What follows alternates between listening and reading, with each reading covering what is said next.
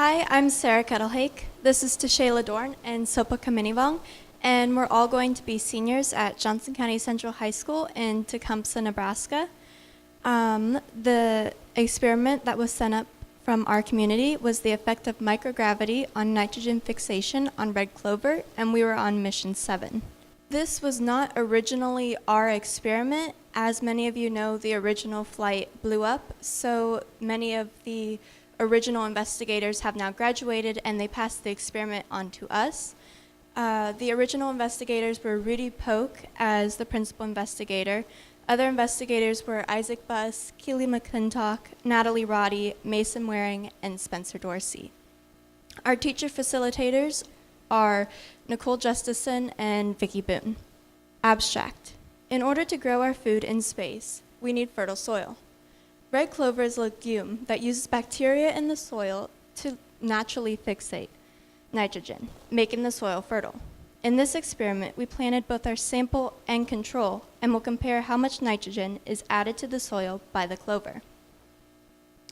Our hypothesis is that the clover exposed to microgravity will release the same quantities of nitrates as it would on Earth.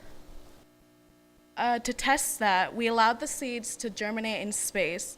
The clamps were opened 2 days prior to undocking. The seeds were planted upon return to JCC, and the nitrogen content will be tested throughout its life cycle. We used cotton, soil, and red clover and water. The further research we did, to optimize results, the seeds were planted in 3 different mediums. The mediums were earth soil, Miracle-Gro, and Tower Gardens, which is an aeroponic gardening system. The clover seeds arrived at JCC at May 17th, but we did not plant them until May 18th. And May 18th is not an ideal temperature and humidity for planting the beginning of red clover. Native red clover start to sprout in early spring when the ground is cooler.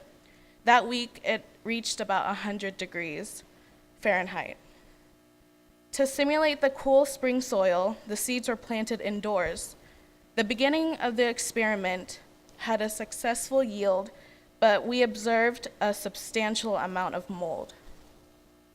By week 3, the clovers began to deteriorate. Since the clover were more mature, we decided to plant them outdoors in planter or window boxes. To this day, out of the 3 were planted outdoors, 1 remains standing out of the 3 that were planted from the International Space Station. Control 1 has only 1 remaining. Control 2 has none remaining. And we got news from Rudy Polk that the Tower Garden clover were not growing at all, and neither were the Miracle-Gro. We also tested the nitrogen in each terrarium, which had low nitrogen, but in the Tower Garden and Miracle-Gro, they were both medium. We are still conducting the experiment and finding out the errors in the project. And we do not have enough soil to test the nitrogen as of right now, and we do that at Midwest Labs. We would like to thank Dr. Jeff Goldstein and SSEP for making this possible. Also, the Smithsonian National Air and Space Museum for hosting us, and our local sponsors, NASA Nebraska, the Sherwood Foundation, and the Johnson County Central School Board. Thank you, ladies.